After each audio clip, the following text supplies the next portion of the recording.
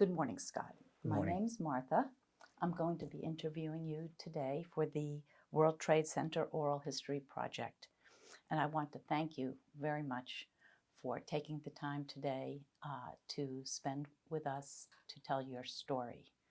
And I hope you'll feel as relaxed as possible. This is your story. You're the one who knows it. You're the expert on this topic. So please, I hope, as I said, I hope you feel comfortable in this setting. The purpose of the interview is to give, as I said, your personal account of your experience at the time of the World Trade Center disaster and thereafter. By sharing your story, you will help us capture this historic event in your own personal way. These oral histories that yours will be a part of will serve as an invaluable tool to educators, scientists, researchers, and just the general public to learn about and learn from this very important experience. As you tell your story, I'll ask that you be as specific as possible. The more detail, the better. In terms of names, places, your sensory impressions, etc. As I just repeat, the more detailed, the better. In general, we'll kind of take a chronological approach. We'll start out, learn a little bit about you as a person, your background, your early part of your life, and then we'll kind of bring it up to the date itself, find out about your role, what you did during that time. We'll discuss the aftermath, what has transpired in your life since, the impact that it has had on your life since that time, and bring you up to the present. Again, I want to acknowledge that this can be a difficult experience, telling your story. If you need to take a break, just say the word, we'll stop the video, you can take a break, stretch, whatever you need to do. And if you have any questions, I mean, again, this is about you. This is about Scott. Do you go by Scott? Yes, you don't have fine. any other kind of nickname or so this is about Scott, and that's the focus. Again, I want to thank you for taking this time and sharing your story with us for this very important project. So can we have a start time, please? 10:24 a.m. Okay, so we usually begin by asking the person to say and spell their first name. You have a short one, but we'll stick with our program. Scott, S-C-O-T-T. Okay, very good. So Scott, as I said, we usually start out by hearing a little bit about your background, where you grew up. Tell us a little bit about your family. So I'll turn the floor over to you in that regard. Okay. I was born in Queens in 1954. We lived in Springfield Garden for the first 2 years, and then we moved to Plainview, New York, where I grew up, and my mother lived until she passed away a few years ago. I went to college at Stony Brook, and I went to dental school at Emory University in Atlanta, Georgia. After that, I came back up here and I did my residency at Long Island Jewish Medical Center, which is now called Northwell. And I started practicing in Plainview. So when you were growing up, do you have any siblings? I have 2 older sisters. I see. And are they still Yes. with us? And yes. do they live in, where I do they have live? one sister lives in California. The other sister lives in Bayshore. And when you were at Stony Brook, what did you major in? I majored in biology.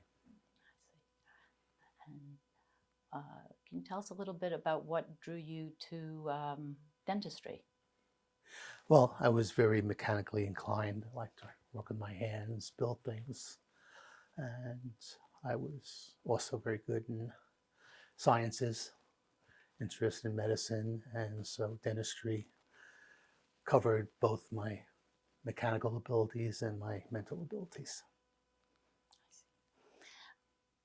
And could you tell us a little bit about your experience at Emory? It's a very fine Okay. institution. I started in 1976, the dental school there, and dental school is 4 years. I graduated valedictorian and Impressive. was awarded the Omicron Kappa Epsilon honorary award that the top 10% get. And then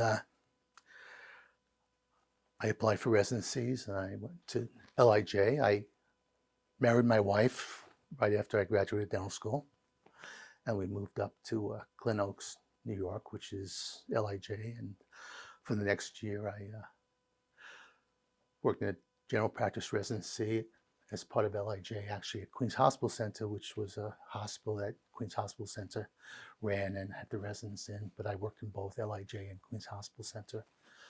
So where I learned more dentistry, how to do it better, quicker, more types of dentistry, working with patients, patient management, intravenous sedation, working on disabled, mentally and physically disabled patients, and graduated. That was a 1 year, and in '81, I started working with my childhood dentist, who offered me a partnership, and so we decided to take that. My wife's she's from down south, so we were only supposed to come up here for 1 year for my residency because I was offered a teaching position at Emory. I see. But then my childhood dentist offered me a partnership, so we made that decision to go to stay here. I see. So is your wife from Atlanta or? My wife grew up in Statesville, North Carolina. They moved to Columbia. She went to school at Florida, Gainesville, and she moved to Atlanta. Met me, and The rest is history. the rest is history. Now she's a New Yorker. 44 years. Oh, that's very nice. Very nice. And so that must have been a special feeling working with your childhood dentist. Mm-hmm. I remember, I don't know if you had did you have any associations of being fearful going to the dentist when you were a child? Oh, yeah. Yeah, I was not the best of, yes. And those phobias stay with you even as a dentist, so, yeah. I see. And so can you tell us a little bit about your practice? You mentioned the many things that you learned in dental school. Was the practice, was there a focus, or was it a general? I was a general practitioner. I did, everything that I was able to do at the level of standard of care. Anything I wasn't able to do as good as a specialist, went to the specialist. I also started teaching at LIJ in the general practice residency in '81. So I taught residents there for about 12, 14 years before I decided 2 hours every morning driving into Queens was a little bit much. And can you explain what that involves, working with the residents? I mean, this wasn't classroom. No. They treat patients in a hospital setting, but it's a dental office. But we also took patients to the OR, so I was the one that took most of our pediatric patients to the OR that couldn't be treated, that had extensive care, caries, dental disease. But when you get out of dental school, you kind of know the skeletal part of the profession, but after you get out, you have to start learning the real world, how to do things that are good in your hands, learning new things, new procedures.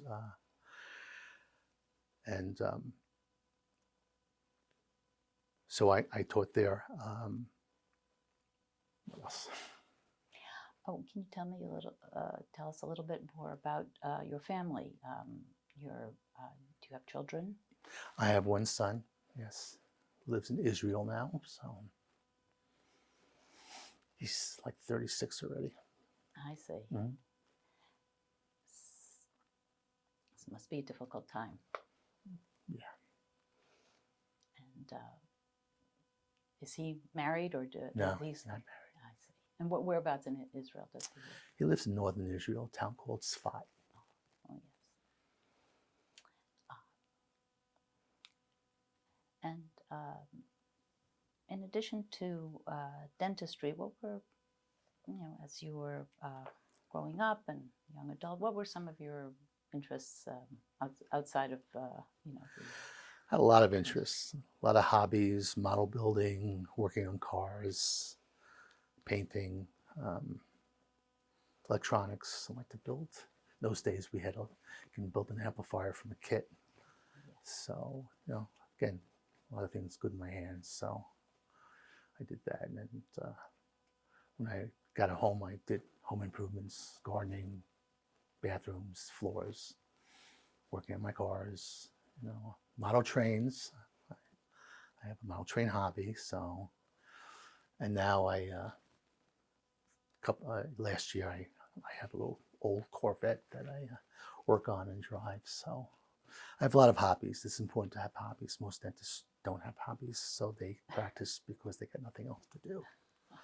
And so I retired from dentistry in 2012. And but about 15 years ago, I started teaching at Stony Brook Dental School. I see. So I've been teaching there since then, teach both undergraduates and postgraduates, and I also teach at St. Charles Hospital Center, where they have a dental clinic. So I teach residents there, and last year we started a new OR program for, again, adults who have developed physical or mentally challenged. So once a month we bring a patient there, and I just do all volunteer. I've always just volunteered at LIJ residency, volunteered at Stony Brook, volunteered at St. Charles. It's something I really like to do. And just a couple of weeks ago, I got a award from the New York State Dental Association, their highest award for Jarvie and Burkhart Distinguished Service Award for my humanitarian work in dentistry. Oh, that's wonderful. So, what a wonderful recognition. Yeah. Could you say the name of that award a little slower so we could get Jarvie and Burkhart. I can give you the exact name of it. Oh. I think it's on my CV. Oh, okay. I think we might have that. Okay, we can get that from the CV. But congratulations. That's really a wonderful award. Actually, I can get it for you off the phone. I'll tell you exactly. I'm going to take a quick break. Okay. Sorry. The Jarvie Burkhart Award is the highest honor bestowed by New York State Dental Association. I was recognized this month recognized for outstanding service rendered to humankind through dentistry. It's the highest award that the Dental Association gives. So I was very honored for everything I do. That's a great honor. Great honor. Congratulations on that.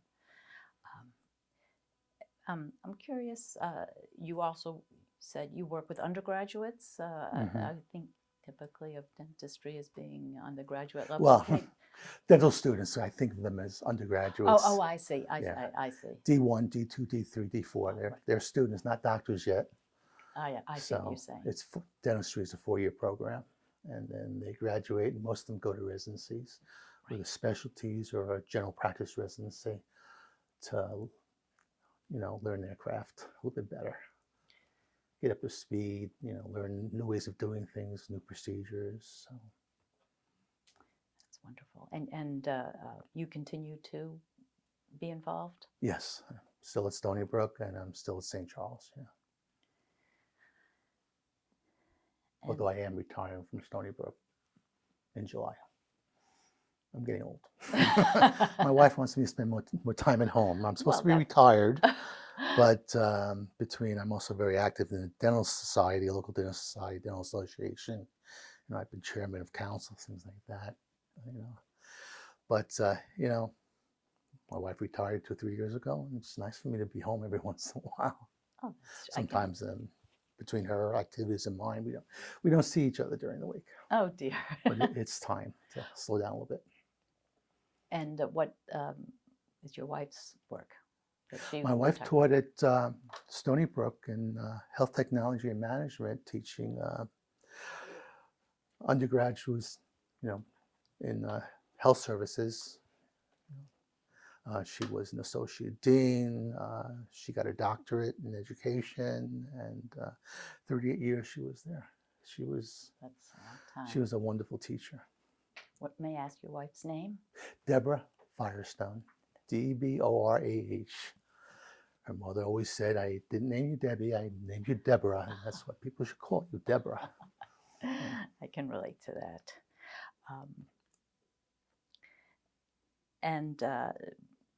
Can you tell us a little bit about your work with the Dental Association? You said you're active in the American. Yeah, well, it's a tripartite. It's the ADA, it's the New York State Dental Association, it's the Suffolk County Dental Association, it's Dental Society. So I'm active in committees at the local level and at the state level. I've been a delegate and alternate delegate to the New York State Dental Association, and also I've been an alternate and a delegate to the American Dental Association at their meetings. So I'm very, very involved in organized dentistry. Organized dentistry is what makes dentistry great, Can you explain that a little bit? Well, we live in changing times, and the government and insurance companies, and they're all making demands on medical and dental care. Medicine, unfortunately, is all kind of corporate now. Everybody really works for a hospital, whatever. But dentistry is a very personal service. You can never take away that one-to-one relationship.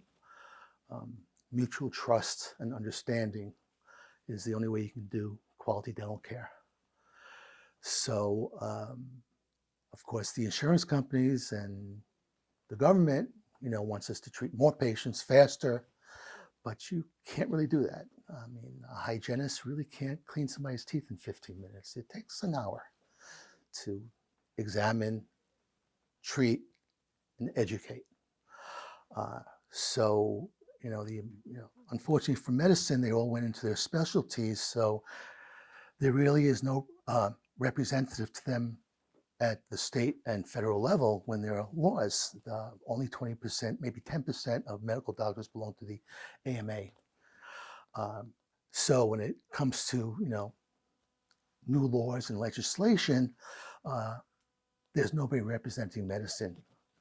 And so nobody really represents the physicians and surgeons. So the government does what they want, which may not necessarily be in the best interests of patients, but the way it is. But in dentistry, we're decreasing. It used to be almost 100%. Now we're like 60%. But so when things are going on in the State House and in Washington, D.C., that affects dentistry and affects patients, because we are patient advocates, number one. It's all about the patient first. Yes, it's about us, but dentistry for good quality practitioners, the patient comes first. What's in the best interest of the patient, not the dentist. And a lot of these, what's happening today is, what's in the best interest of the government and insurance companies, not necessary, and and corporate, because corporate dentistry is coming aboard. And as I said, you really can't take away that one-to-one relationship. Medicine, you can just throw in signs and symptoms in the computer and get the treatment. Dentistry is a little bit more complex than that. It's the patient's age, economic status, their history, medical history, their hygiene. There's all kinds of things that influence the treatment plan and the quality of the treatment plan and the ability. If you do something, we do physical things, we do fillings, we do crowns, and sometimes it doesn't come out like we want it, so we do it over again. But when you're working for an insurance company with a fixed fee and you're making very little, because dentistry is like usually 60-70% overhead. If you're working at reduced fees, you have the devil and you have the angel, and the angel says, yeah, that's really not up to par, you should really redo that. And the devil says, no, you're going to lose money, don't do that. But if you have a quality practice that's prosperous, you do what's in the best interest of the patients. So that's why organized dentistry is very important. Now, I'd like to take us to the time of September of 2001. Was the dentist you were in practice with still in the practice at that point? No, we had split up in 2012, went on my own. So. But how about in 2001? Well, in 2001, I was on my own. Yeah, Okay. I had my own solo practice. Solo practitioner. And so on September 11th of 2001, can you tell us about that day? Okay. I think I have to give you my background in forensic Absolutely. dentistry to really understand certainly. that day. Certainly. In 1991, one of my fellow dentists who was working at the medical examiner's office decided we should put together a dental group for mass disaster identification. There really weren't any groups like that in the medical examiner's office that were trained for a mass disaster. So I decided, I was one of the charter members of that group, and we learned how to be a forensic dentist, how to identify people, how to age people, bite mark identification. There's all kinds of things in forensic dentistry. The most important part, though, is patient identification. So we got very well educated in it, and it came in handy because in 1996, TWA 800 crashed, which was in our backyard, Suffolk County. So we immediately got together, and we were probably one of the first to have a very organized identification process before the federal government. There weren't really any other groups like us. So, for 240 hours for the next 2 or 3 months, we were, identifying patients. And I was the head of the antemortem, where we examined the bodies and took x-rays and charted restorations and things like that. And because dentistry at that time, really before DNA, was the quickest way to identify patients. Okay, so there were about 230 victims, and so we collected charts from all over the country and literally all over the world, Italy, France, England. And what we do is, in the end, I was actually the postmortem. That's identifying the body. Antemortem is with the records. So the postmortem, I was head of taking x-rays of the patients and charting them and putting up all the postmortem information. And I also did some of the antemortem work where we got charts.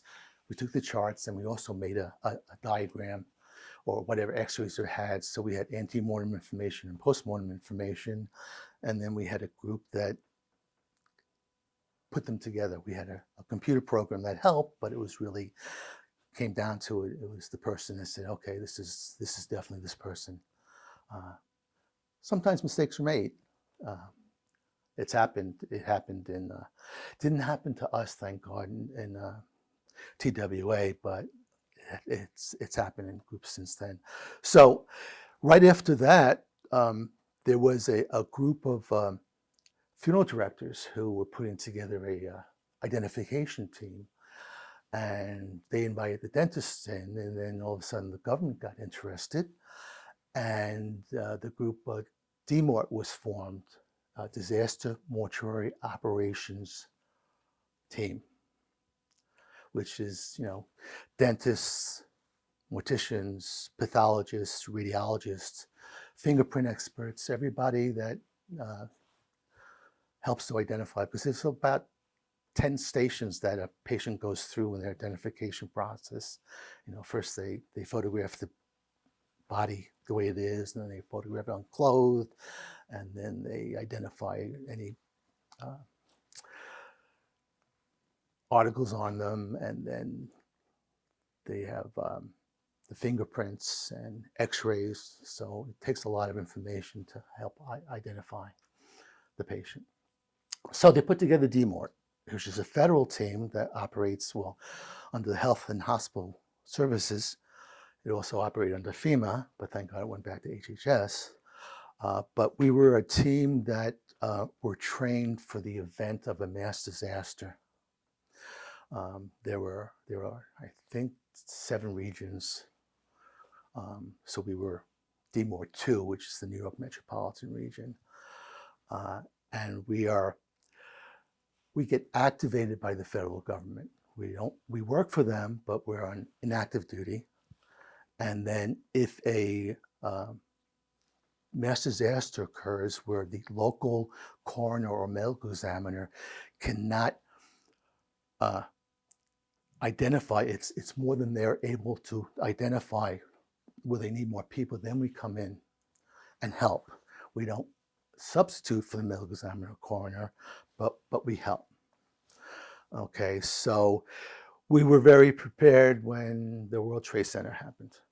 Okay, and I was in my office working on a patient on September 11th, and the TV was on, and we saw what was going on. And it was interesting. I was working on a woman whose husband was there. I was doing some complex dentistry, and he said, I worked in that building. I work in that building. So that was, wow, he could have been there. So later on in the day, I get a phone call that we're activated, and they want us to go to Stewart Airport in Newburgh, where we would all meet. So a couple of my people that work with me, we all went together. It was very strange because the Long Island Expressway was closed. We were allowed to go on the expressway, but nobody else was there.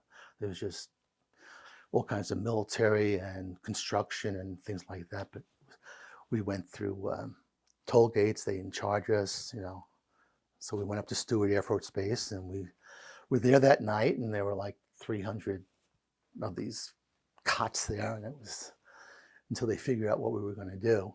So, and then the next morning we all went to back downstate to the Marriott, the LaGuardia Marriott across from the hospital, and that's where they housed us.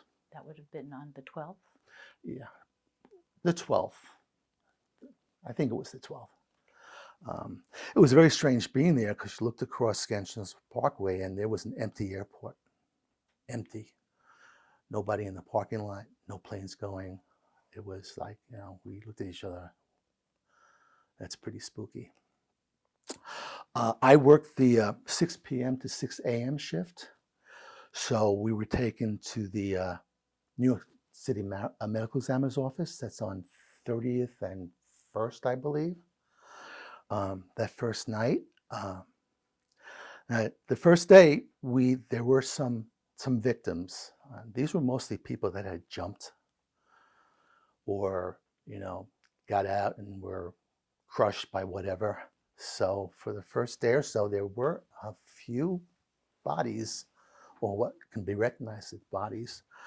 But after the first couple of days, there wasn't anything. They were just bits and pieces. That's all we got in. So the first thing I was asked to do by Cliff Oldfield, who's my commander, was set up a computer program that we were trained in. It got a little political because the New York City Medical Examiner's office had a dentist who thought he knew everything, and his son-in-law put together a program, and he was going to use that one. Well, a couple of days it didn't work out real well, so Cliff came to me and said, "Can you go into, our stash and get out the computers and set up what we call WinID, which is our program on the computers?" So I went up to the 5th floor and found out that our CDs were only for single workstations. We needed a network workstation. So on one of the floors, there were the computer guys. Now, I remember this is 2001, and I asked them, is there any way you can download this program for me? So they did on 5 CDs. So I went back up to the 5th floor and I put together the network and I got everything done. And then I said, I need dentists. Well, we can't give you dentists. We'll give you morticians. Well, that didn't work out real well. They don't know how to read a chart. They don't know how to take the chart and put it into the computer. And so there's politics. People were kind of arguing with one another. DMORT versus New York City and Howard Glazer versus Cliff. And I'm in the middle. They're yelling at me because, Can I just, so what eventually happens, they gave us the dentist. Yeah. Cliff, can you? Cliff Oldfield, Oldfield. He was the commander of Region 2, DMORT. So he was my boss. So once we got rid of the politics, we put together the system. We got dentists to start putting in ante-mortem information from whatever charts. We did kind of know. We got a lot of charts from dental records from people that were missing. So we took a lot of time putting all the information in. Of course, we didn't have too much postmortem, but most of it was doing ante-mortem. We did that on the 5th floor of the medical examiner's office, but in a few days they moved us to the basement of NYU, which is next door, to continue doing that. Now I remember the first night when I was, in the basement of the medical examiner's office where we had some bodies, but it wasn't too much. So we were getting evidence, body parts, whatever, from the site. If they found anything that had blood, anything that had a fire department helmet on it, or anything that could be a policeman or a fireman or whatever, they would send that up. And they sent that up when they felt it was somebody from recovery. They got their own procession in the ambulance and 5 or 6 motorcycle cops, and whether it was just a little bit of what, they got the honor of going from ground zero to the medical examiner's office, where they put together a system of trying to identify these. I don't remember what day, but I asked to go down to ground zero, where we had a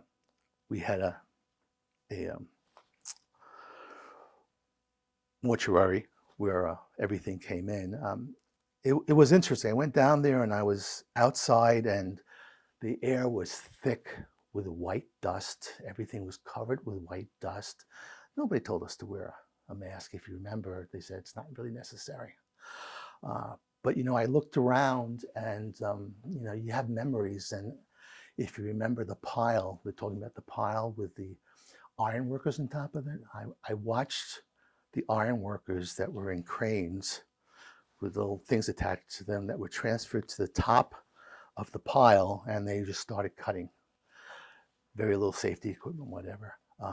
And that's kind of we didn't have phones in those days where we can take, I don't think we were even able to. But I remember the fires, and their buildings were still on fires, and I remember the American Express building, which was right next door, which was, kind of beat up, and it was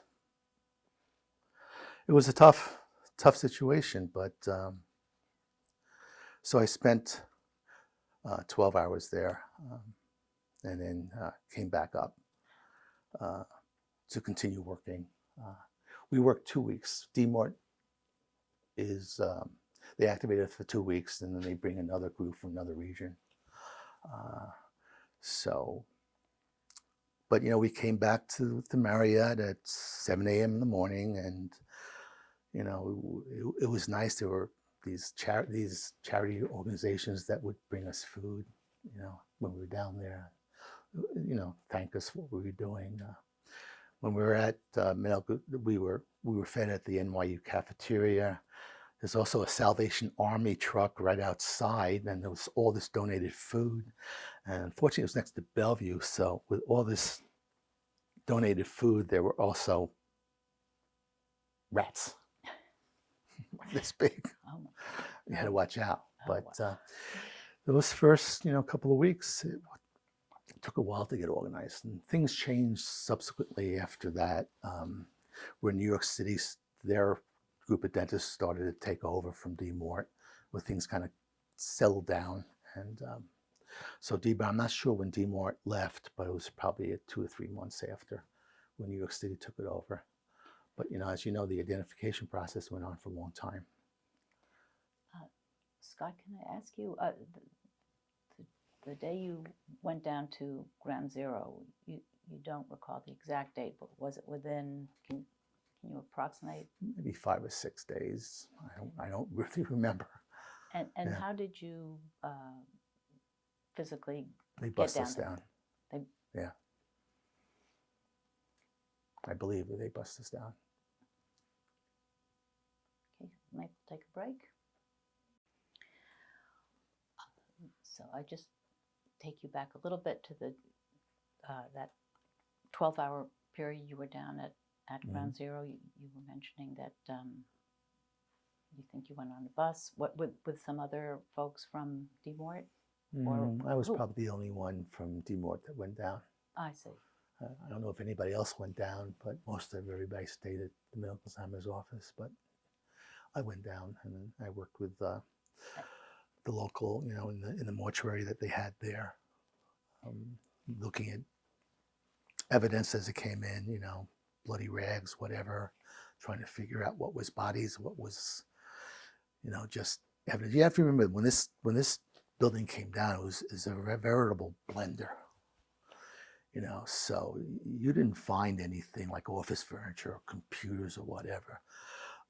All that white stuff was ground up cement and ground up paper, and it was just a big dust and piles of buildings that were on fire.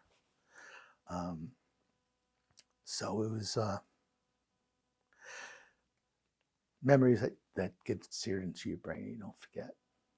You don't forget it all.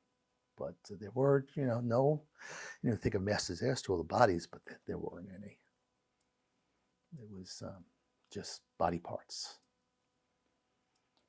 And can you describe the mortuary a little bit? I guess it was kind of a makeshift. It was in a tent. Everything was tents. Where we met. They had all these. There's also a group called DMORT, which is the medical component of it. So there were tents down there where we worked. So it was about a block away from Ground Zero was the mortuary that was there. And when we identified body parts or whatever, we would pull to the side, and they went up to the medical examiner's office for further examination. When it was possibly a cop or a fireman, they got a honorary escort up to the medical examiner's office.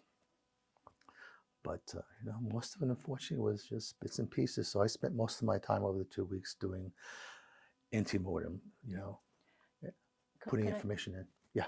I was just going to ask you perhaps to explain antemortem, postmortem. Okay, So we- antemortem is before death. Okay, so when we need to do identifications, if it's an airline, we have a roster, so we know exactly who is on there, and we get the charts. We ask for the charts from the patients' families. And we go through the chart and we figure out exactly what kind of restorations are in the mouth. Look at radiographs, anything that we can, even from bone and the shape of teeth, everybody, you can identify. So we look at all that information, and we had a computer, and we put in, tooth number 3 has a filling, tooth number 5.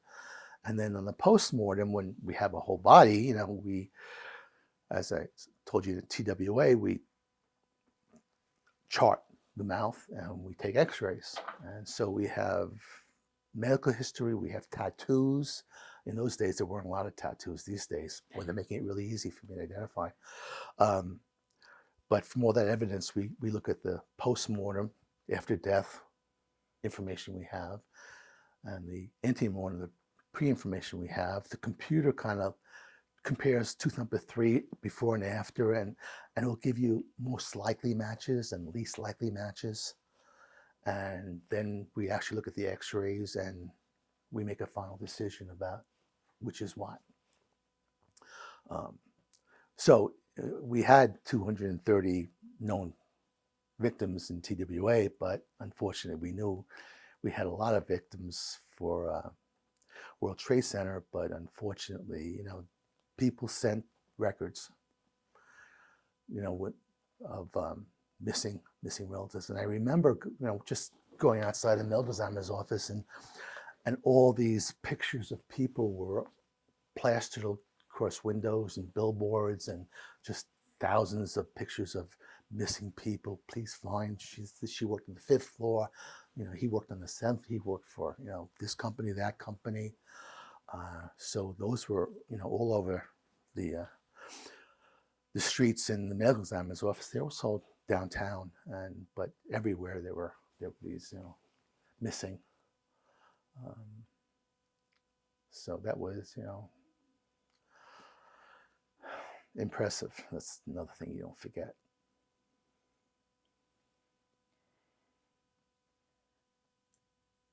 So again, focusing on that day down at Ground Zero, how was that different from the other days when you were up at the medical examiner's office? Oh, it's night and day. When I was at the medical examiner's office, we were just working at a computer and putting data, taking care of the program, making, backups, and making sure we have, backups of backups. And so that was all really just computer work.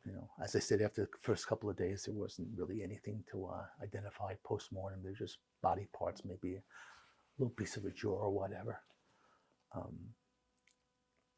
Only the first day or 2 were there actually bodies, and also people that jumped or whatever. Didn't come down with the building itself, where they were crushed. But after that, there really wasn't too much post-mortem. That's why it took so long to identify these people. Sometimes we would have a piece of a jaw, and we can, even if we have 3 teeth, sometimes we can make that ID. But that's all there was. It wasn't like an airplane crash or a, train crash or whatever, where you have bodies and you can make identifications. There was nothing. It's just a big blender. Just crushed everything. And that white, I still remember that white. I mean, it was like a fog of white powder in the air all around us, and cars covered with it, and cops and policemen, going around, iron workers, wonderful. They went on top of that pile, they in a little fenced-in little cubicle that they have at the end of a crane, and they just dropped them on top with. They had no safety, and they're just there cutting, and amazing what happened there. So during that 2-week period, you stayed at the Marriott, is that correct? Can you tell Right. me of just We, kind of we your... took a bus back and forth. Every day, we watched the going back and forth. We saw the World Trade Center with all the smoke because there was fires burning for weeks and weeks. And after a few days, the world got back to normal for everybody else. The construction workers working on the streets and things like that. People went back to their world, but we were in our world. So sometimes we came home at 7, 8 a.m. in the morning, and sometimes we slept, and sometimes we couldn't sleep. But then we went back at 5 o'clock and did our thing between 6 in the morning. So there were a lot of good people there doing some good work. Can you tell me a little bit more about the other people? Well, DMORT was around for, I forget, 4 or 5 years. So we met with each other, once or twice a year. That's when the government actually gave us money to put up the system. And so, we would educate, go to classes with everybody. So we knew everybody. It's a small group of dentists that really know each other. So, we would take a break outside. I remember sitting on the bushes. There's a little fence or whatever, and when we're taking our break, and of course the Salvation Army truck and all the donated food, mostly cakes and candies and stuff. The real food was down in NYU in their cafeteria, which is just like half a block from the medical examiner's office. So we had most of our eating there, and but eating wasn't the most important thing in your mind. Doing what you had to do. And there was a lot of politics, of course. In 2001, digital radiography and digital cameras were a new thing, and I introduced digital radiography, which is filmless X-rays. First use of mass disaster was 1996, when I said these films are so slow. I have digital radiography in my office. We could do this a lot faster. And there was a lot of, no, we can't. It's never been done before. It's legal, blah, blah, blah, blah, blah, blah. So everybody fought me. But in 24 hours, everybody wanted to do digital because it was just the right thing to do, and you can do it quickly and accurately. But the medical examiner in 2001 said, no, I don't want any digital. Everything has to be film, whether it's photographs or X-rays. Everything has to be, old tech film. So that was interesting. He soon, after a few weeks, it was Dr. Hirsch. He was the head, because the medical examiner's office, even though DMORT's there, he's still the boss, and we still work underneath him, and he's the one that calls the shots. But that was interesting. He didn't want anything digital, But in '96, when we did TWA, we really put everything together in terms of taking the X-rays and backing it up. And actually, we got a brand new printers back then that only Kodak had, and dye sublimation printers, which made a very stable print. So we actually got those. So we put together, the policies and procedures to make sure that this evidence, was proper, and chain of evidence and everything like that. So that was really, really important. But yeah, for the next 2 weeks, we mostly just did computer work. And the medical examiner, you said, was Dr. Hirsch. What Mm-hmm. his first name? Do you recall? Oh God, I forget what his first name was. I don't remember. Yeah, and of course the New York City had a small group of dentists that tried to, they wanted to use their program made by somebody's brother-in-law, which just didn't work out. I remember the day Cliff came down to me and says, "Scott, this is not working at all. Let's get our program and do that." There was a lot of political back and forth, and but essentially I put together the system, and everybody started using it. They knew it was the right way to do it. So always politics and all these things. You know, everybody wants to take credit. You know, a lot of people want to boss around, control, but you know, me, I'm a doer. I just, you know, I'm not really good in politics. I just get the job done. So So about how many people from DMORT 2? each time, I think there were probably about 10. You know, every 2 weeks. Maybe there were more. I don't remember exactly how many, but we did a two-week tour. The government activated us for 2 weeks. We got paid, you know, pennies on the dollar. You gotta remember, you know, when I'm doing DMORT or when I did TWA, when I did World Trade Center, when I did Hurricane Katrina, I was away from my office for 2 weeks. Of course, I still had to pay everybody. So, you know, volunteering for these kind of things, well, we got paid, but it was because, you know, it was a pretty big financial hit. You know, my accountant says, you sure you want to do this? This is, you know, I would be losing like $20,000 a week or so, you know, but I still have to pay the bills.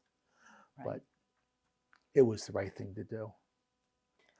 So you were part of the first tour then? Of First tour, of DMORT right? Yeah, because 2. we were in New York, Region 2. And so after that 2-week period, can you tell me about other involvement that you had? I didn't have any more involvement in directly in World Trade Center. I would go to meetings. The New York City group would have meetings. They would invite us. So maybe once a month I'd go into the city for a meeting. But after a while, they just didn't want anybody that wasn't part of their little group. After DMORT left, you know, it was their little group. So they didn't ask us, even though, you know, my group from Suffolk really had the experience. I mean, TWA was the foundation for the patient advocate group. For the how we treat the relatives. You know, a lot of things that is used today in mass disaster. A lot of the programs was really started with TWA. You know, that was everything that we do today in mass disaster was really based on the things that we learned at TWA, which is not a DMORT. It was our local downside, the mass disaster team, which was just like one of the few in the country that were fully trained. So it was an amazing time, and we got paid nothing for that. The insurance company TW said, "Oh, we'll pay you," but no, we never got paid, which is all right. I wonder if I could take you back to that period a little bit. What was it that impelled you and the other folks that you might have worked with to focus on what then became DMORT, on this mass disaster? What sparked that? We all found it interesting, and we all wanted to learn more. We all wanted to be involved in identification. So we had a really tight group at the dental at the medical examiner's office. You know, we would meet, you know, once, twice a month. We would go down and watch autopsies. We would practice on cadavers, taking X-rays, because it's a whole different situation. You know, we learned all the, you know, how you identify with pathology and fingerprints and X-rays and dental, and so we knew the whole system of exactly how it's done. So, and it was interesting, and we enjoyed being together, and it just, you know, Flight 800 in our backyard. So everybody was, we were all at the medical examiner's office, and Dr. Wetley, who was the medical examiner then, he really supported us before that happened. He supported our group. So it went really well there. And again, that's DMORT came from that. A lot we know about, you know, mass disaster identification really came from TWA. I know I'm very, you know, that was my thing, but we're very proud of that. Of course, nobody wants to really recognize that. Everybody wants to always take you know, credit for things, but you know, but we enjoyed it. People ask me, how could you deal with death every day. Well, you kind of, that's a very important part. And when we were learning how to do it, it's psychology. They always said, always have the psychologist on the side, you know. Have the psychologist just talk to everybody, because there were some people on my team that just mentally couldn't take it. There was one or two fainting, a couple that just got burnt out. They couldn't take death and destruction. My wife had a tough time because I would come home, because it was just around the block at TWA, and she wouldn't let me come in the house. She says, "Take your clothes off in the backyard because you smell of death." I didn't smell it, but so it took a lot from her too, not being around. And when I was in World Trade Center, she and my son came one day just to visit us. And we went across the street to the Crown Plaza, and empty restaurant, and it was just the three of us at a table, and just, you know, seeing my family. So I remember that. But Which, the Crown Plaza? it was another hotel across the way From the Marriott, from LaGuardia Marriott. So I don't know why we need the Marriott, but I just remember going across the way. And how old was your son about at that time? So if it's 2001, he was 13. 88, yeah, he was 13. Yeah, so. But when I was away, you know, I was, for Katrina, you know, I always thank my wife, because if it wasn't for her, I couldn't do what I do. So. Can you tell us a little bit more about that? Like what role your wife plays in supporting you? She protected the home front. She supported me, you know. You need that support. You need somebody who's behind you and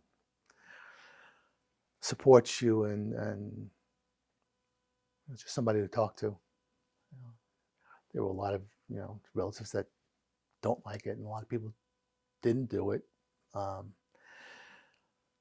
It takes, you know, a certain person type of group to do identifications, you know, especially on, you know, I still remember a lot of things about TWA. There was a group of school-age children that were going from Pennsylvania to France that were on that, and there was a lot of glitter, on a lot of the patients. I'm sorry I'm going to TWA, but you know, it's all related. But we found out that there was a box of glitter in the storage, and it all came down together. And yeah, but sometimes we would find a tooth in somebody's chest. We never take for granted that's that patient, because that tooth come from another patient, and that happens all the time. We would find all kinds of, you know, pieces of metal or whatever in the body that both in TWA and World Trade Center, that, you know, never take for granted. Never, even if the patient has a wallet in the pocket, don't assume that it's their wallet, because sometimes it's not. So it's not easy identifying when they have the whole body, and there are, you know, mistakes made. You have to, you know, think twice about being quick to make you know, we need a lot more than, you know, one match. So you were involved in other disaster that you mentioned, Hurricane Katrina. Yeah. So can you tell us a little bit about your involvement there? Again, you know, I think I went the second 2 weeks of Hurricane Katrina, and I worked mostly in Biloxi, in the parking lot of a water park that was closed down, and we would mostly work in Biloxi to Beach Road, which is right on the water, and I have pictures of that. It's just, the beachfront was washed away. Buildings that were there were gone, you know. Hard Rock Cafe, it wasn't even open yet, but in those days, the casinos had to be on the water, because they didn't want casino gambling in the state, religious reasons, whatever. So the way they get around it is they actually put the casino on a big barge. And these barges, after Katrina, were either sunk or they ended up being on land. So you saw these huge, you know, casino barges on land, but everything was wiped away, and flagpoles were bent to the side, and mausoleum. Katrina was not primarily a lot of people died, but a lot of the recovery was washed out bodies because they didn't bury bodies in there. Everybody was in either mausoleums or crypts, and a lot of them get washed away. So you had to identify people that predeceased. So we did a lot of that kind of work. That's a little bit more gruesome, but it's something you do. You went down, you did your job, you learned to dissociate it, and some people have to talk it out. Some people, I managed to do a pretty good job. It really never, well, it always stays with you. These things are, you deal with it, but yeah, it's you learn how to compartmentalize, but it can get to you sometimes. But it's doing the right thing. And that was as part of DMORT that you That was were DMORT, down yeah. to Yeah. Biloxi. World Trade Center and Hurricane Katrina were both DMORT mobilizations. So to kind of fill in the time frame from 9/11 to to the present, you mentioned Katrina. Were there other disasters that you No, took part in? not ones that I went on. Some of them were not big disasters, localized disasters in Puerto Rico, and where the local region team, was all they needed. They only needed a couple of weeks. So only the big ones did they have to really take DMORT people from across the country, because they didn't want us working there for more than 2 weeks. And we couldn't really, with TWA, I went back to the office, but every night I would go back there and, because it was just down the block. But yeah, DMORT just activated you for a couple of weeks. But to be part of DMORT, you had to take all kinds of courses in the incident command system, because the government has a lot of rules and regulations, and you have to pass a lot of different courses and a lot of different things. There's even a course on how you're using a government credit card, 2-hour course on how to use a government credit card, because we had rental cars. DMORT gave us a credit card that I kept in my safe, and when I get activated, they would activate the credit card, and that's how I would pay for things, gas for the car, whatever. But it wasn't, being part of DMORT required, a lot of work on your own that you didn't get paid for, just to be qualified and pass all the courses and, come to the meetings. So. And I believe you mentioned that you retired from your practice in about 2012? 2012, yeah. And since that time, can you tell us what, well, you did give us some information. Well, I teach at Stony Brook, I teach St. Charles, I'm active in the Dental Society, courses. I'm still very active in dentistry, still have my license. I can't teach without license. But it's all volunteer work. I'm very happy doing with that. So. I'd like to ask you to tell us a little bit more about how your experience on 9/11 has affected you, maybe internally, shall I say. As I said, these memories, these photographs of the mind stay with you forever. The fires and the iron worker and the white powder and the small pieces of bodies that, that you found. And it was just the extent of it, it just, thank God it didn't, it doesn't cause problem.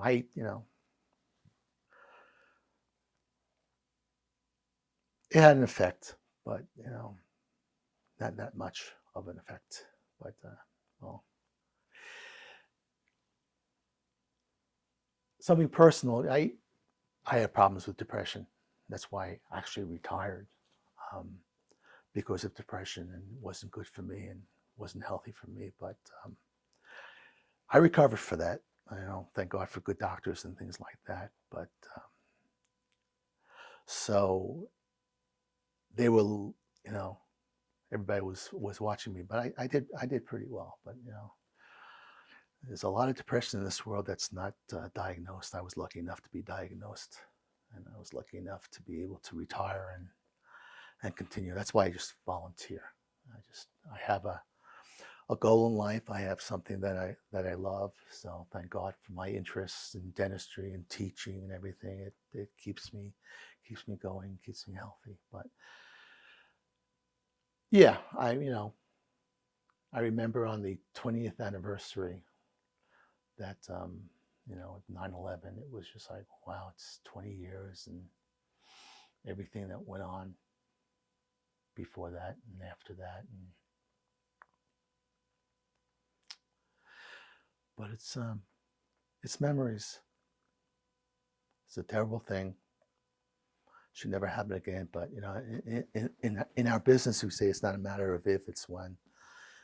We've gone from 2005 to not having any mass disasters, but it's going to happen again. And unfortunately, the government has really decreased funding for DMORT. They don't really support it anymore. So we have a lot of, and we have a new medical examiner, so didn't support the dental team. So we used to have our own room, and we used to be able to go to autopsies, and we used to go to training. But again, in the infinite wisdom of government, if we're not going to train them because there's no mass disasters. But the government's reactive instead of proactive. They really should be putting money into these, DMORT and DMAT. That's the medical part of it, and but they don't. So the next time another mass disaster happens, it's going to be of World Trade Center proportions. It's going to be interesting. I kind of figure I'll probably end up getting a phone call, even though I'm not in the system anymore. But yeah, that's what I'm fearful of. We're not going to be ready when it happens again. But I was lucky enough, after World Trade Center, I actually taught at the Armed Forces Institute of Pathology because of, actually it was after TWA. The Armed Forces Institute of Pathology gives a course on dental identification. So that's one we had to take when I joined the American Academy of Forensic Sciences, and I'm now a fellow of it. You have to do a lot of stuff. You have to do research, and so I've been a fellow for the American Academy of Forensic Sciences for a long time. But at the TWA, the director of the Armed Forces Institute of Pathology asked me to come and lecture on digital radiography and use of mass disasters. So I did that for 2 or 3 years after that. And where is that located? In Maryland. I think we met at Bethesda, Maryland. It's Dover Air Force Base with the air. When you hear about Dover Air Force Base, that's where the Armed Forces Institute of Pathology is. So, we got training there, and I was, it was nice that I taught courses there. So. Well, you have the expertise that probably few do. Going back to the beginning. Yeah. I'm pretty good at what I do. When I learn something, I try to do the best that can be done. So I miss it, but. Have you experienced any other health-related problems? Well, I've been part of this system for probably almost from the beginning. I got my lung scans every year, but they said because years and years ago I used to smoke. But April, who's does the lung scans at Stony Brook, last summer says, after all these years, they're not going to have you do lung scans anymore. They won't cover it. I see. Because clinically, it's been so long since I smoked. I'm essentially, somebody who's never smoked or never been subjected to the crap that I was down at Ground Zero. When I first signed up for this, I was there for 12, 14 hours. And they said, well, if you were there for more than a few hours, you got problems. You breathe in that crap. Nobody had it. Nobody was wearing masks. Nothing. Those first the weeks that I was there, nobody, And it was even the medical examiner's office. It was that whole area. Anybody that was in that area from the Battery up, was really subjected to a lot of carcinogens in this, and well, that's what they did. But yeah, I remember that. And nobody wore masks down at Ground Zero. None of us. So I said, yeah, you can get lung cancer from it. So, and all the kind of other cancers. So.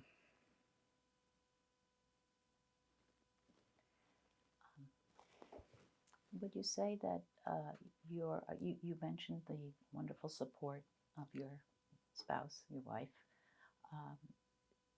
Would you say that your experience had an impact on your son? I mean, he was a young boy, preteen. Yeah, Good. I think so.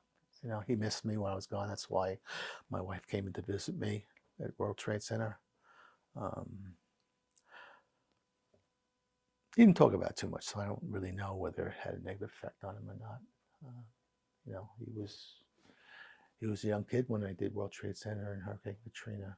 TWA, he was only like 7 years old, so he probably doesn't remember that. I do remember my wife when I came home one night. She says, "Do not come in the house. Take your clothes off. You smell death." So I'm sure every time I got back from World Trade Center or Hurricane Katrina, I probably smell like that, but you don't smell it anymore. People use Vicks vapor rub, when they're doing postmortem exams of cadavers, because it just gets kind of smelly, but you don't smell it after a while.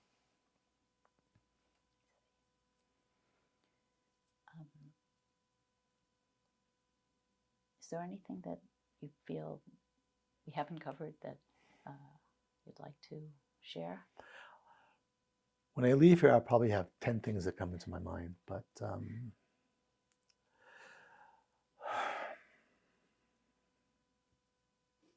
I wanted to share it because, I don't know if if you've interviewed any of the forensic people.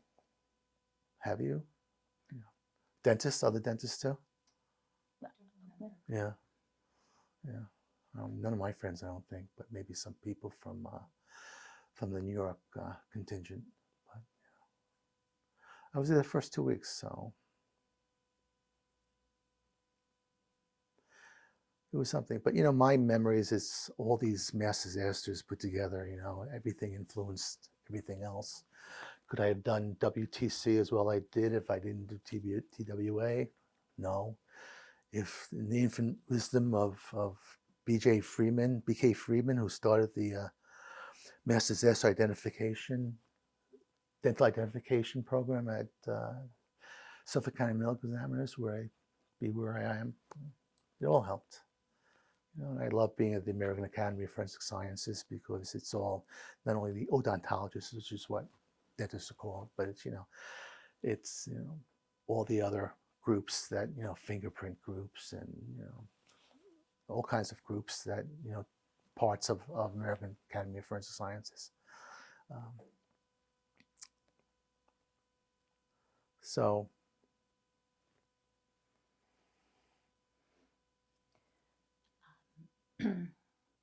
one thing we like to ask, as you know, this interview will be archived in the Library of Congress, and it will be there for generations to come, and people will have access to watch this interview.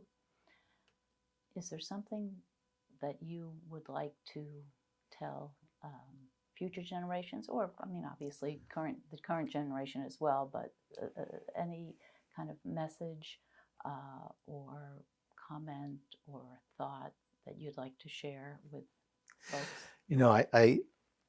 each time I take students from Stony Brook down to one of our missions, because I had a program called working with a group called Remote Area Medical Corps, which I'm do sorry, say that again. Remote Area Medical Corps, RAM USA. It's in Tennessee, and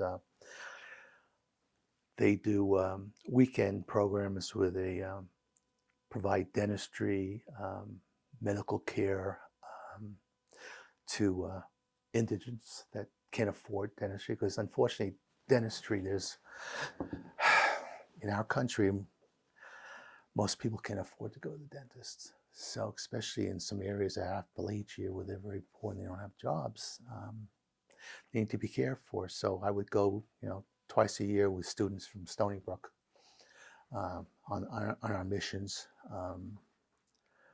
But I told them each time, I said, listen, as a dentist, we're very lucky. We are financially stable. We don't really have to worry about money and our job. But society supported the institutions that gave you that education. Yeah, you paid tuition, but that didn't cover all the expense of the schools and the teachers. The government, society, your fellow Americans paid for some of your education. And you have a responsibility to give back to society by doing these things. So that's why I do, free dental care twice a year. I've done like 25 missions. And that's why I do the forensics. It's all about giving back. That's why I do organized dentistry. I'm very lucky, but we have a responsibility to give back to society, and we're losing that in the current generation. They don't want to get involved in the professional or community service organization. I'm a Lion, part of Lions Club. It's just, again, it's a volunteer organization that provides services, but we're losing that. Less and less people are out there wanting to do giving back to society. So if anything, we have to figure out how people to, get involved, because forensics doesn't pay you. Even when the DMORT, when you get activated, it was like $25, $35 an hour. Yeah, they paid us, but not, you really have to want to do it because it's the right thing to do, and you want to do it. And it's hard to say that I enjoy doing it. Yeah, it was very rewarding. Did I enjoy it? Working on dead people, enjoy? Well, no, it's something. Somebody asked me, isn't that stuff that you don't like to do? I said, well, no, you can't do it. You have to like what you're doing. You have to like, getting up in the morning and going out and doing that. You got to want to, travel 12 hours to Hoboken, the middle of Tennessee or West Virginia or whatever, to living in these, hotels. Sometimes we would even live in shuttered camps. That's where they would put us up. So we would have to take sleeping bags. But you got to really want to do it, and feel rewarded doing it. If you don't like it, you can't do it. But you also have to be of that mentality where, you want to give back. So it was very nice that my dental association, recognized that. So did I do it for recognition? Not really. Nobody really ever knew all the stuff I do until this, but yeah, you have to really want to do it and give back, and hopefully we'll always have people in this world that, that fireman that goes into, fireman or cop, they go into, they go to the fire, they go to the bullets, and even forensic, a forensic dentist, we're going into the fire, we're going into dens of death, we're identifying it because we're doing a service for closure for the victim's family and friends. That's a very important part. I remember, going to,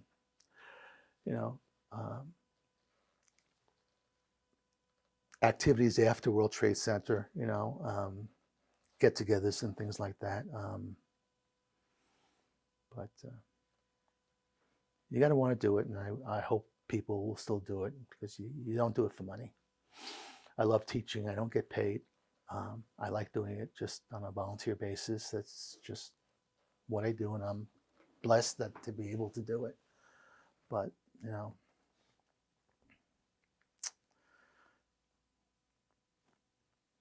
I don't want to blow my whistle or anything, but we need a lot more people who want to do what we do.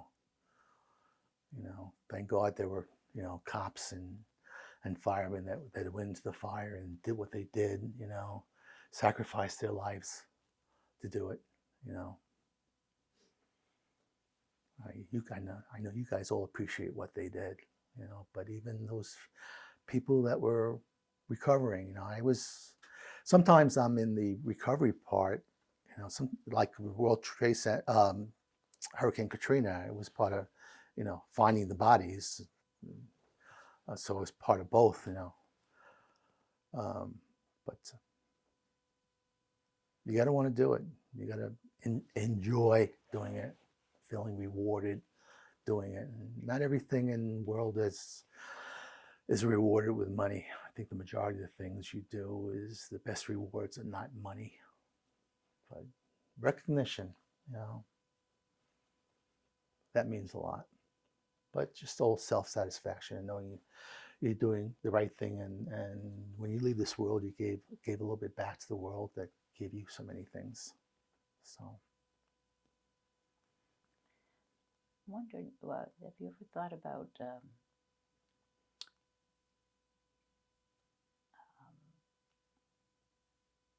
the source of these type of feelings, this type of dedication in yourself, where it came from? that's a good question. I don't know. My parents, were lovely people, but they didn't really do volunteer work. I mean, my wife, luckily, we both have the same, we're both volunteers. We were puppies raisers at the Guide Dog Foundation in Smithtown. We took 5 puppies in, and we trained them for 12, 14 months, and then we gave them back. We got another dog, and my wife was on the Guide Dog Foundation board for 25 years and get paid for that. My wife was an educator, and she volunteered for a lot of things she had to do. So my wife and I both have this kind of that volunteer mindset. We talk, why isn't this person doing that? Why is that's just people. There are givers in this world and there are takers in this world. Unfortunately, there's a lot more takers than there are givers. I have a hard time with some people that are just takers. But I have a hard time being critical of them, but that's kind of, I don't have a right to do that. It's just their life, and I shouldn't be critical on that. This is just what I want to do, and this is what they do. But we need more givers. And we're getting less and less. People are not getting involved in community service organizations, not getting involved in professional organizations. The kids coming up, I see the students. It's changed a lot. So is the new generation willing to do what we did? I don't know. But it's made me happy. It's, maybe allowed me to recover from the darkness of what was happening when I retired with depression. So, I thank God for, everything I've been given, and that I was able to recover from very dark days. So nobody knows, this is probably the first time I really talked about it in public, about my depression, but, I was close to doing things that you shouldn't do to yourself. But so I just came out of the closet. Nobody really knows. I don't tell anybody. Why'd you only retire when you're 57? Why did you only volunteer? Oh. But people have a negative, mental illness is something that, even though they're talking about it more and more, it's a problem. It's a problem with our veterans who are 22 or 25 are killing themselves every year. Cops do it. Firefighters do it. It's just not recognized in our society. But yeah, doing anything, mass disaster recovery, you really have to, have the psyche to really deal with it. And deal with my history. It's, but no, it helped me. Doing what I do helped me recover from dark days. Well, you've certainly provided a wonderful service to many, many, many, many people. Thank you. Let's take just a break for a moment. Scott, I understand that you've brought a few items with you today that you collected over the years. So perhaps you could tell us about them. So what is this that we're looking This at? is something made by Department 56 to commemorate WTC, and it says they made a contribution of $100,000 to aid victims and their families affected by the tragic events. Okay, and Scott, could you tell us a little bit about what we're looking at? That's just a letter of recognition I received March 2002 from the Secretary of Health Services. I forget what, to thank me for Health and Human Services. yeah, HHS, for the service I provided. And it has my identification card that I wore at the World Trade Center when I was there. That was my identification. Very nice, thank you. Scott, could you tell us about this plaque now? Yeah, this is, since I was part of the federal government, part of FEMA and DMORT, I was a charter member when the Department of Homeland Security began. So this is just a kind of certificate signifying that I'm a charter member of the Government Department of Homeland Security. Very nice. Scott, I understand that this item is something that your staff prepared for you. Could you tell us about it? My staff presented, I don't know where they got the emblem from. It's a beautiful sewn emblem, and they had it framed, and this hung in my office for many years afterwards. It means a lot to me. They appreciated what I did.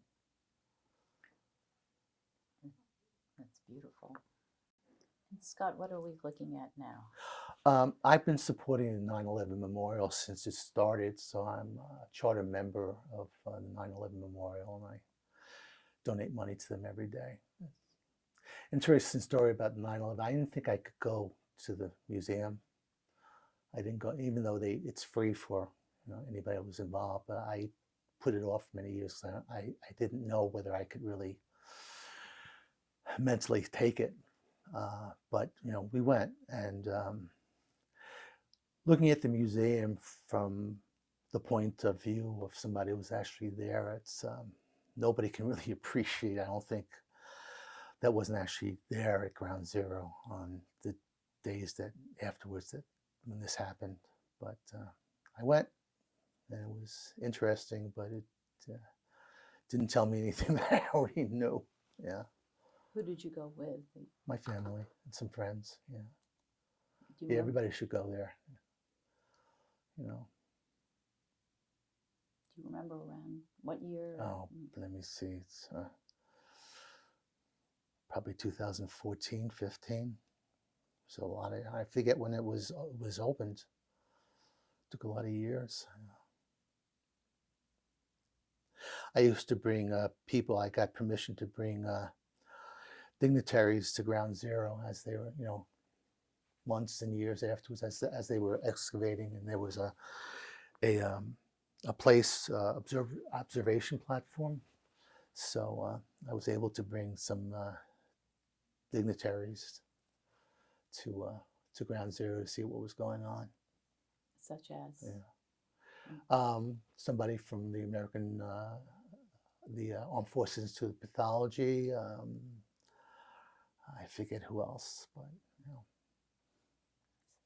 Thank you. Yes, for permission, let you go. So Scott, as we bring this interview to a close, I'll give you one last chance if there's anything else that has come to your mind. I know these items that we've been looking at have evoked a few additional thoughts. I don't want to cut it off before we've had a chance to say. I want to thank you for allowing me to speak about my experiences You know, for many years I thought maybe I should write this up, my experiences, and there's a lot of probably other things that I just don't think about by now. But I hope this never happens again. It was a very important point in American history, and I was involved in it, so it's a memory that I'll have for a long time. Absolutely. Especially the picture of the iron worker on top of the pile that was still burning. That is something that's just seared into my brain. Absolutely. Well, Thank you for allowing me to do it. Well, we want to thank you both for your service, of course, and for your taking the time to do this interview that will be preserved for posterity and part of one of our great institutions of the Library of Congress. And it can be something that people can learn from for years and generations to come. So thank you very much. Thank you. And our time? Our ending time is 12:09.